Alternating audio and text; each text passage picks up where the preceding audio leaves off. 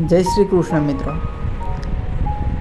તમે જોયું આગળના વિડીયોમાં દ્વારકાના દર્શન કરવા ગયા ત્યારે સોમનાથ, નાગેશ્વર, બેટ દ્વારકા બધું વચમાં લીધું હતું. તેના આજે તમને દર્શન કરાવીશ.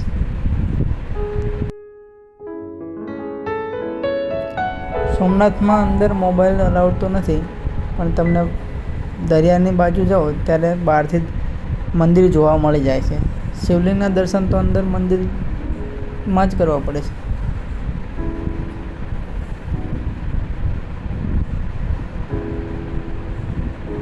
અહીંયાથી તમને મંદિર દેખાય છે. મંદિરના ધજાના દર્શન થઈ જાય, દરિયો પણ જોવા મળી જાય છે. દ્વારકાના દર્શન આગળના વિડીયોમાં કરાવતા, પણ થોડી ઝાંખી થઈ જાય તો વધારે સારું. સરસ મજાના ધજાના દર્શન થઈ જાય છે. ત્યાંથી આપણે નાગેશ્વર મહાદેવમાં આવી ગયા. ત્યાં આપણને શિવલિંગના દર્શન થઈ જાય છે. ત્યાં અંદર પૂજા ચાલતી હતી. મોબાઈલ અલાઉડ તો નથી, પણ બધા ફોટા પાડતા હતા, તેથી મેં પણ પાડી લીધો.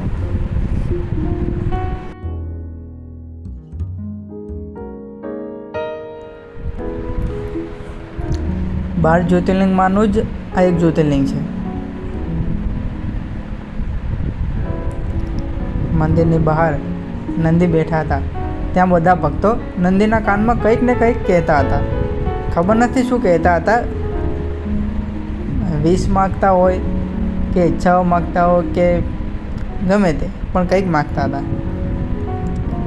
નાગેશ્વર મંદિરની બહારનો નજારો, સરસ મજાની ધજા તમને લહેરાતી જોવા મળી જાય છે.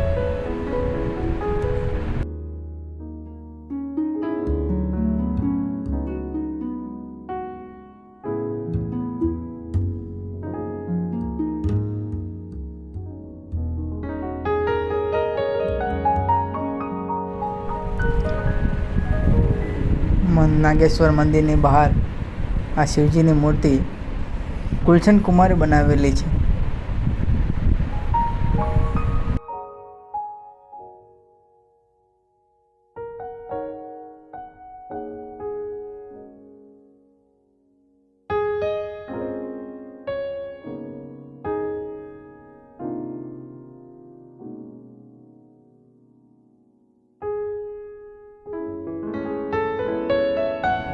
નાગેશ્વર મંદિર દર્શન કરીને બેટ દ્વારકા તરફ જતા રહ્યા. બેટ દ્વારકા ઉપર સુદર્શન બ્રિજ પર ફોટો પાડવાના લોકેશન ખૂબ જ સારા છે.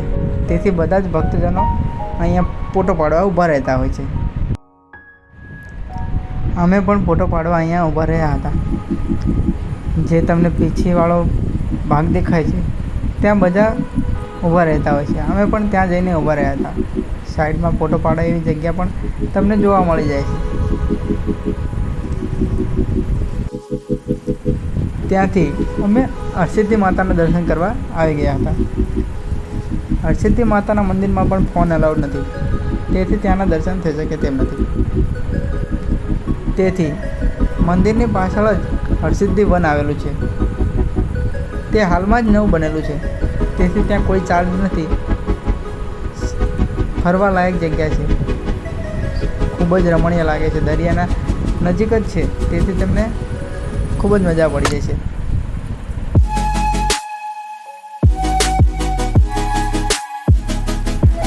અહીંયા તમને હરસિદ્ધિ માતાની હિસ્ટ્રી જોવા મળી જાય છે.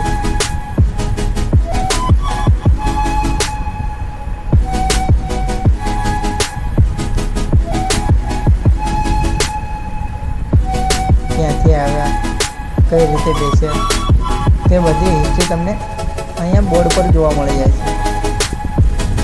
તમે બોર્ડને ઊભું રાખીને જોઈ શકો છો. હરસિદ્ધિ માતા શ્રી કૃષ્ણ ભગવાનની કુળદેવી હતા.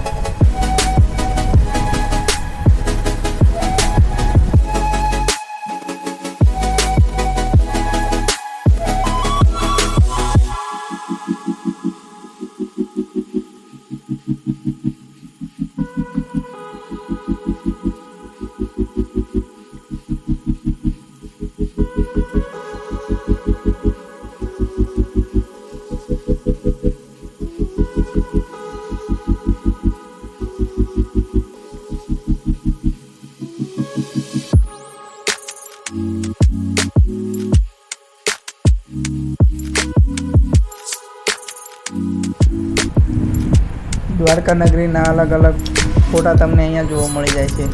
દ્વારકા જે પૌરાણિક હતી શ્રી કૃષ્ણની સોનાની નગરી, તેના પણ અવશેષો વિશે અહીંયા વાત કરેલી છે, તે તમને જોવા મળી જાય છે.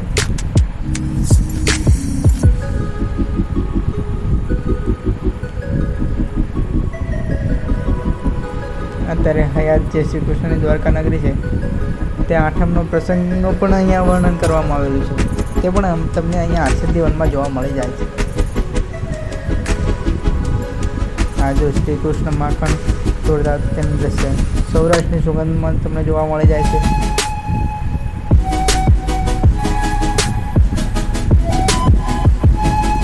કૂવો છે જે પાણી ભરવા બધા પહેલાં ગામડામાં જતા હતા.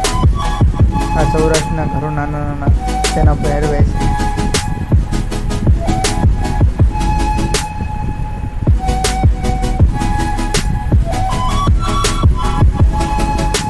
જો ભરવાડો દ્વારા રાસ જોવા મળી જાય છે, રબારીઓ દ્વારા રાસ કરવા તમને જોવા મળી જાય છે. સ્ત્રી દ્વારા ભેંસનું દૂધ કાઢવામાં આવે છે.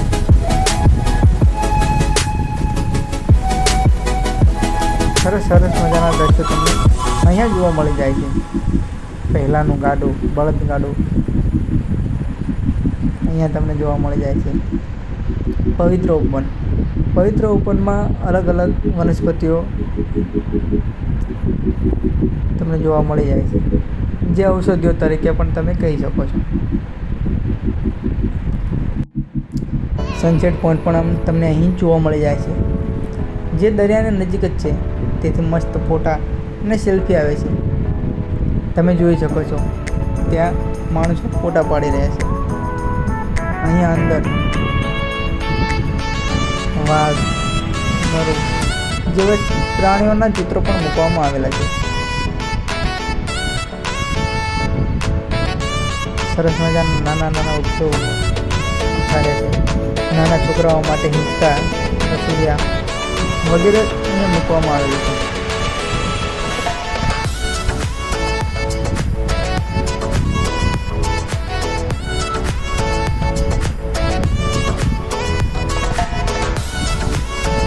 ત્યાંથી અમે આવી ગયા હતા જુનાગઢ. જુનાગઢ ચડવાનું વિચારતા હતા, પણ સ્ત્રીઓ હારે હતી, તેથી ચડવાનું બંધ રાખીને લીફ્ટમાં બેસી ગયા. જોકે લીફ્ટનો ખર્ચો વધી જાય, પણ ચાલવાનું પણ મુશ્કેલ છે ને, તેથી લીફ્ટમાં બેસી ગયા હતા. દિવસો પણ ઓછા હોય કરવા માટે, તો લીફ્ટની સગવડ વધારે સારી હોય. આમ તો લીફ્ટમાં બેસવું જોઈએ, કેમ કે લીફ્ટમાં બેસવાથી તમને પહાડોનો નજારો સારો દેખાય છે. ઉપરથી જે નજારો દેખાય છે તે નીચેથી દેખાતો નથી, તેથી લીફ્ટમાં ખર્ચો થાય તો પણ જવું જોઈએ.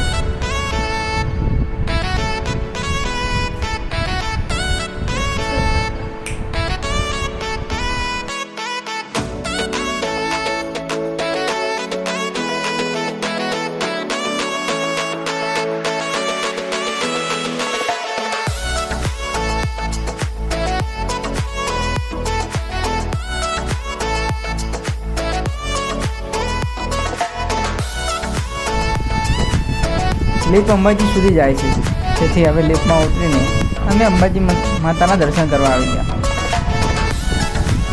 સવાર સવારમાં ધુમ્મસ પણ હોય, ઝાકળ હોય અને દર્શન કરવાની મજા જ કંઈ અલગ હોય છે.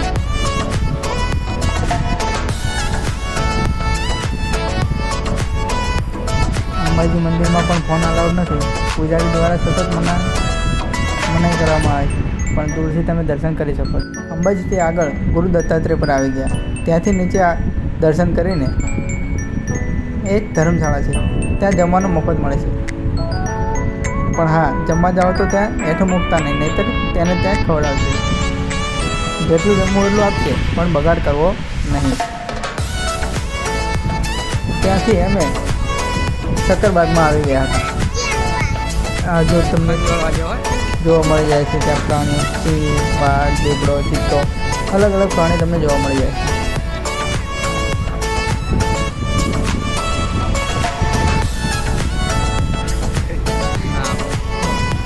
એક એક પિંજરામાં બે સિંહ, એક સિંહ અને એક સિંહણ પૂરેલા હોય છે.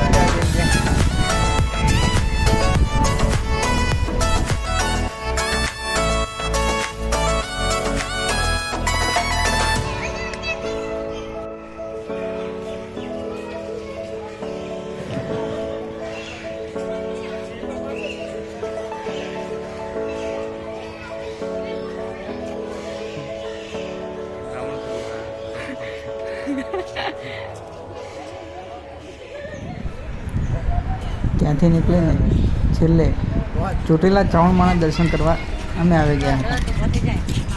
ત્યાં પહોંચ્યા ત્યારે આરતીનો સમય